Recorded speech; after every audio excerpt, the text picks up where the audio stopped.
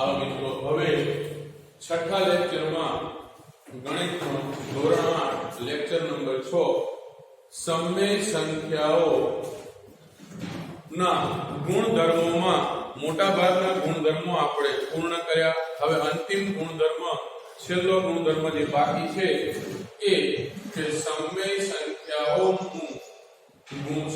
સંખ્યાઓ માટે ગુણાકારનું સરવાળા પર વિભાજન થાય છે. આ ગુણધર્મ આવો છે ગુણાકારનું સરવાળા પર વિભાજન થાય છે.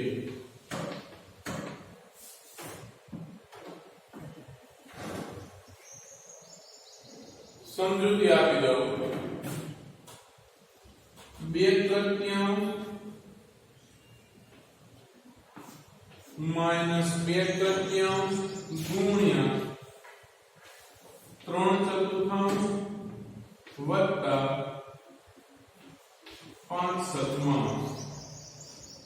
તો આપણને ખબર છે કે આ સંખ્યાનો પહેલા આ સંખ્યા સાથે ગુણાકાર થાય અને પછી આ સંખ્યા સાથે ગુણાકાર થાય. એટલે કે માઈનસ 2/3 ગુણ્યા 3/4 વત્તા માઈનસ 2/3 ગુણ્યા 5/7. આ છે ગુણાકારનું સરવાળા પર વિભાજન. હવે આપણે અહીં ચકાસણી કરવાની છે કે ડાબા બરાબર જબા થાય છે કે કેમ. તો સૌપ્રથમ ડાબાની ગણતરી આપણે કરીશું. ડાબા બરાબર માઈનસ 2/3 ગુણ્યા 3/4 વત્તા 5/7. અહીં છેદમાં 4 છે, અહીં છેદમાં 7 છે. તો 4 અને 7 નું લસા લેવો પડશે. તો 4 અને 7 નો લસા છે 28. 4 ને 7 વડે ગુણો, 7 ને 4 વડે ગુણો.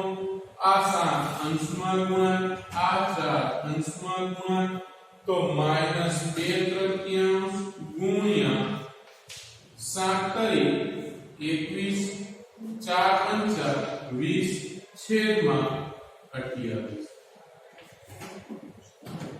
માઈનસ 2/3 ગુણ્યા 41/28. તો હવે આ બેનો ગુણાકાર કરો તો છેદ ઉડશે. તો કે હા 2 × 2 14 28. હવે અંશમાં 41 41 પણ કેવા માઈનસ 14 તરી 42. તો ડાબી બાજુનું સાદુરૂપ આવ્યું -41/42. આવી જ રીતે મિત્રો જમણી બાજુનું પણ આ જ સાદુરૂપ આવવું જોઈએ.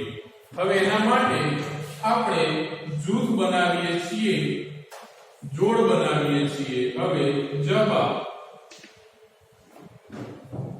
તો -2/3 ગુણ્યા 3/4 વત્તા -2/3 ગુણ્યા 5/7. હવે 3 3 જશે એટલે 1 2 × 2 2 × 4. અંશનો ગુણાકાર છેદનો ગુણાકાર. તો અહીંયા સાદુરૂપ આવશે -1/2 વત્તા અહીંયા છેદ ઉડશે નહીં એટલે 2 × 10 પણ કેવા માઈનસ 7 તરી 21. હવે આ બેનો સરવાળો થશે તો -1/2 વત્તા -10/21. 2 અને 21 નો લસા આવશે 42. 2 ને 21 વડે ગુણો અને 21 ને 2 વડે ગુણો.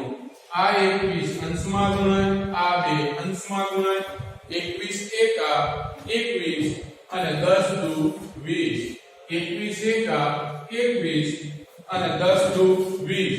પણ i માઈનસ છે, i માઈનસ એટલે બંને કેવા થશે માઈનસ છેદમાં લસા 42 તો -21 અને +-20 એટલે -41 ના છેદમાં 42 આ ડાબા બરાબર જવાબ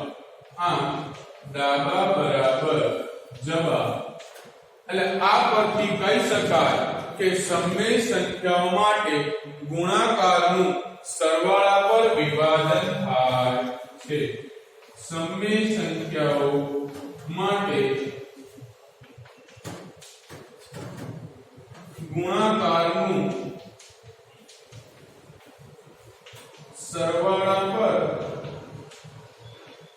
વિભાજન થાય છે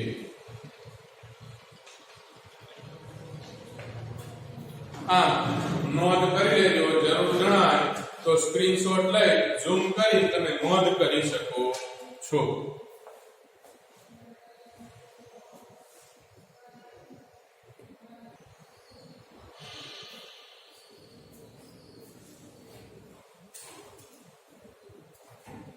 જોઈએ મિત્રો હવે આગળ કે ગુણાકારનું સરવાળા પર વિભાજન થાય છે આ મુદ્દો આપણે અજ્ઞાત સંખ્યા દ્વારા સમજીએ જેનો તમે અગાઉ થોડો ઘણો અભ્યાસ કરેલો છે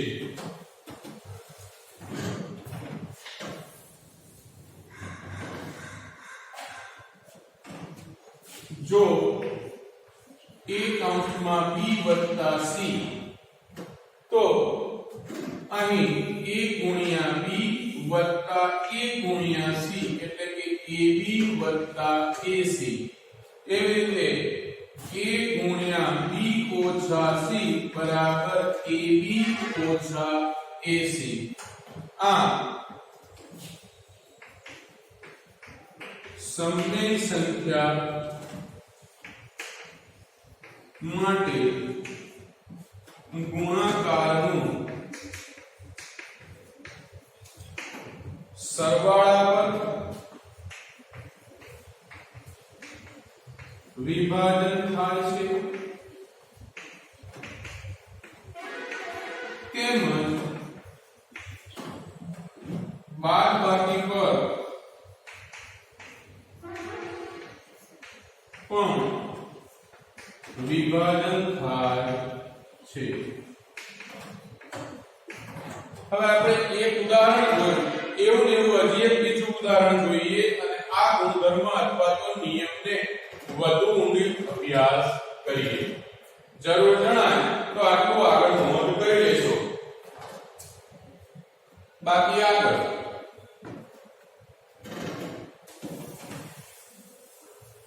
આને આપણે ટૂંકમાં વિભાજનનો નિયમ પણ કહી શકીએ છીએ અથવા વિભાજનનો ગુણધર્મ પણ કહી શકાય પાઠ્યપુસ્તકનું ઉદાહરણ લઈએ તો -3/4 ગુણ્યા 2/3 વત્તા -5 ના છેદમાં 6 -3/4 ગુણ્યા 2/3 વત્તા -5 ના છેદમાં 6 -3/4 ગુણ્યા કૌંસમાં 2/3 વત્તા -5 ના છેદમાં 6 આ ઉદાહરણ પાઠ્યપુસ્તકમાં વિભાજનનો ગુણધર્મ સમજાવવા માટે આપે છે તો આ ગુણધર્મનો ઉપયોગ કરી પહેલા સાથે પહેલી સંખ્યા પહેલા સાથે બીજી સંખ્યા એવી રીતે આપણે ગુણાકાર દર્શાવીશું તો -3/4 ગુણ્યા 2/3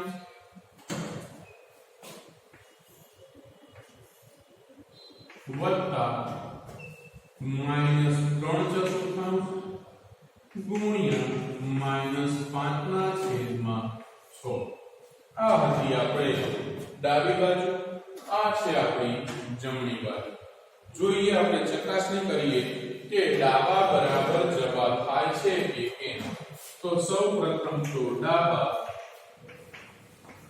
-3/4 ગુણ્યા 2/3 વત્તા -5 ના છેદમાં 6 હવે વત્તે ઓછે ઓછા સરસ તો -3 ચતુર્થાંશ ગુણ્યા 2 તૃતીયાંશ -5 ના છેદમાં 6 3 ને 6 નો લસાઅ તો 3 ને 2 વડે ગુણીએ 6 ને 1 વડે આ બે અંશમાં ગુણાય આ એક અંશમાં ગુણાય આ બે અંશમાં ગુણાય આ એક અંશમાં ગુણાય તો -3 ચતુર્થાંશ ગુણ્યા 2 દુ 4 તૃતીયાંશ સોરી 2 દુ 4 ઓછા 5 એકા 5 છેદમાં લસાઅ આવશે 6 હવે -3 ચતુર્થાંશ ગુણ્યા 4 માંથી 5 નો જાય એટલે 5 માંથી 4 બાદ કરીએ તો -1 ના છેદમાં 6 હવે 3 એકા 3 3 દુ 6 તો હવે ઓછે ઓછે વત્તા કેટલા 1 અને 4 દુ 8 આમ અંતિમ સાદુરૂપ ડાબી બાજુનું 1 ના છેદમાં 8 આવે છે અંતિમ સાદુરૂપ ડાબી બાજુનું કેટલું આવ્યું 1 ના છેદમાં 8 હવે એવી જ રીતે આપણે જમણી બાજુ જોઈએ તો જવાબ -3 ચતુર્થાંશ ગુણ્યા 2 તૃતીયાંશ વત્તા 3 ચતુર્થાંશ ગુણ્યા -5 ના છેદમાં 6 અહીં છેદમાં 3 છે અંશમાં 3 છે એટલે જતા રહેશે અહીંયા 1 આવશે અહીંયા પણ 1 આવશે અહીંયા 2 એકા 2 2 દુ 4 એટલે -1 ગુણ્યા +1 તો ઓછે વત્તે ઓછા 1 એકા 1 અહીં 2 એકા 2 એટલે -1 ના છેદમાં 2 હવે અહીંયા બીજા કૌંસમાં જુઓ તો 3 એકા 3 3 દુ 6 તો ગુણાકાર કરીએ તો ઓછે વત્તે ઓછા એટલે -5 એકા 5 છેદમાં 4 દુ 8 તો -1 ના છેદમાં 2 વત્તા -5 ના છેદમાં 8 2 ને 8 નો લસા લઈએ તો 2 અને 8 નો લસા કેટલો થશે હા 8 હવે 2 ને કેટલા વડે ગુણીએ તો 8 થાય તો કે 2 ના ઘડિયામાં 2 ચોક 8 અને 2 ને 4 વડે ગુણો તો 8 ને કેટલા વડે ગુણીએ તો 8 થાય તો કે આપણે હમણાં જ શીખી ગયા ગુણાકાર માટેની તટસ્થ સંખ્યા 1 છે એટલે 8 ને 1 વડે ગુણો તો 8 એકા 8 આ 4 અંશમાં ગુણાય એટલે -4 આ એક અંશમાં ગુણાય એટલે માઈનસ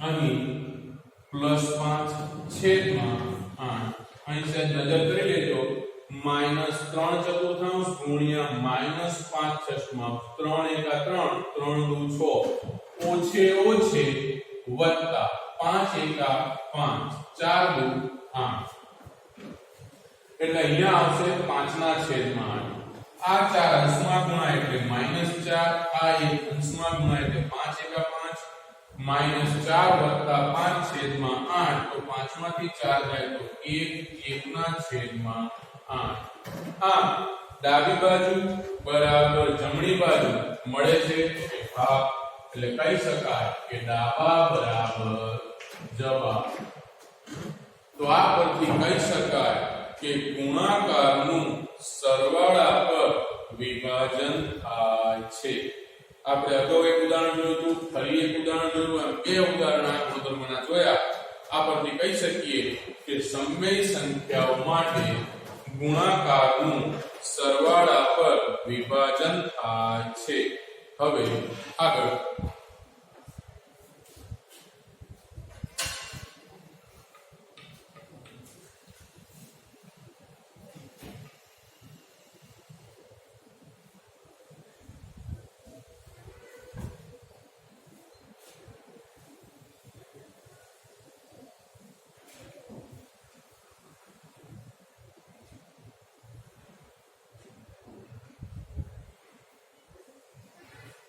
હવે વિભાજનના ગુણધર્મ આધારિત બે દાખલા આપણે જોઈએ.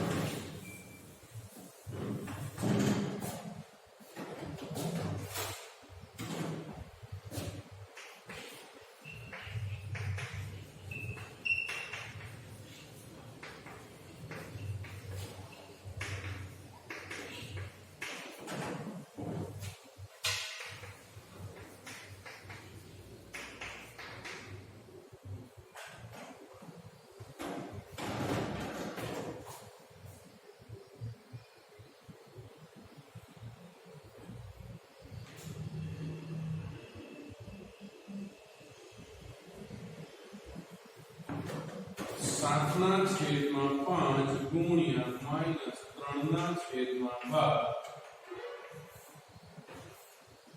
વત્તા 7ના છેદમાં 5 ગુણ્યા 5 ના છેદમાં 12.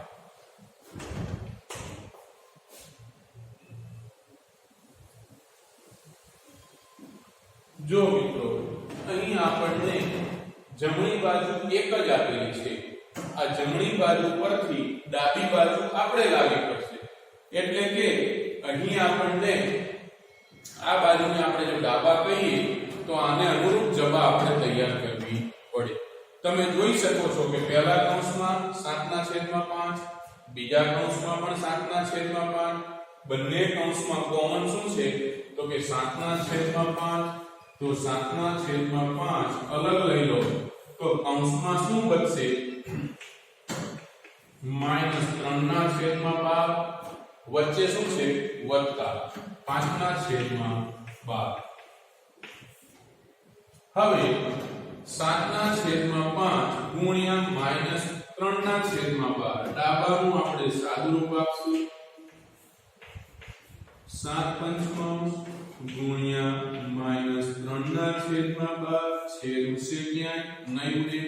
એટલે આપણે અહીં સીધો છેદ કાઢી દઈએ. અતિ સંક્ષિપ્ત રૂપ 3 × 3 3 × 7 = 7 7 - 7 4 × 5 = 20. તો પહેલા કૌંસનું સાદુરૂપ આવું કંઈક આવે છે. હવે બીજા કૌંસની વાત કરીએ તો 7/5 ગુણ્યા 5/12 કૌંસ પૂરો 5 5 ઉડી જાય તો વધશે શું? 7/12. હવે છેદ સરખો કરવો પડશે કેમ કે એકવાર છેદમાં 20 છે, એકવાર છેદમાં 12 છે. તો 20 અને 12 નો લસા શું આવશે? ખ્યાલ છે તમને? હું તો કહી દઉં કે 60 આવે, પણ તમને ખ્યાલ ન આવે કોઈ ગણતરી દર્શાવી દો. 20 અને 12. હવે સૌપ્રથમ 2 વડે ભાગ ચાલશે. 2 × 20 2 × 6 12. 2 વડે ભાગ ચાલશે. 2 × 10 2 × 6. હવે 3 વડે ભાગ ચાલશે. 5 એમના એમ રહેશે, 3 નીકળી જશે. હવે 5 વડે ભાગ ચાલશે 1. હવે આગળ જે અવયવ છે એનો ગુણાકાર કરવો એટલે 5 × 15 15 × 30 30 × 60. બરાબર. મેં તમને કીધું કે 20 અને 12 નો લસા આવશે 60. તો 20 ને કેટલા વડે ગુણીએ તો 60 થાય? તો 20 ને 3 વડે ગુણો. અહીંયા 12 ને કેટલા વડે ગુણીએ 60 થાય? તો કે 5 વડે ગુણો. આ 3 અંશમાં ગુણાય, આ 5 અંશમાં ગુણાય. 7 કરી -21 કેમ કે આગળ 7 ની આગળ ઓછાની નિશાની છે.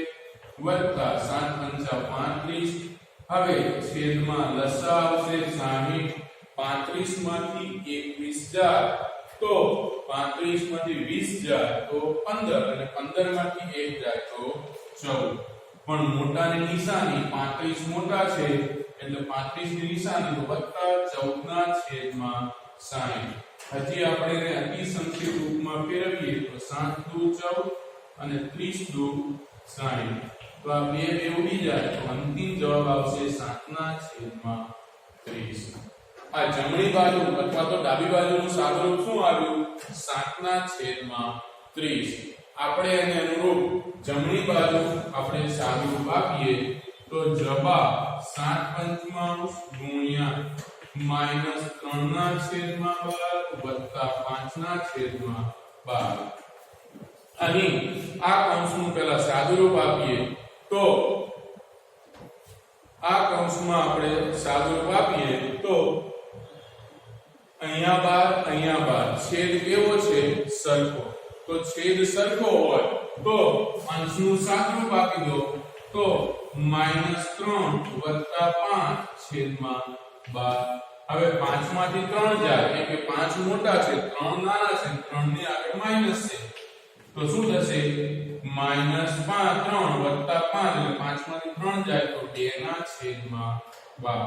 હવે અહીંયા છેદું છે 2 × 2 2 6 12 તો 7 × 7 5 6 30 આમ 7/30 ડાબા બરાબર જવાબ. આમ કહી શકાય કે વિભાજનના ગુણધર્મનું પાલન થાય છે. ઘણીવાર તમને મોટો દાખલો ન પણ પૂછાય ખાલી જગ્યા વિકલ્પ એવી રીતે પૂછાય તો તમને વિભાજનનો ગુણધર્મ ઓળખતા અને વિભાજનના ગુણધર્મ વિશે ડાબા આપેલી હોય તો જબા અથવા જબા આપેલી હોય તો ડાબા એટલે કે વિભાજન આપેલું હોય તો મૂળ સ્વરૂપ ને મૂળ સ્વરૂપ આપેલું તો વિભાજનનું સ્વરૂપ લખતા આવડવું જોઈએ. વિભાજનનું મૂળ સ્વરૂપ અને વિભાજનનું સ્વરૂપ એના વિશે એક નાનકડું ઉદાહરણ જોઈ લઈએ પછી આ લેક્ચર પૂર્ણ કરીએ.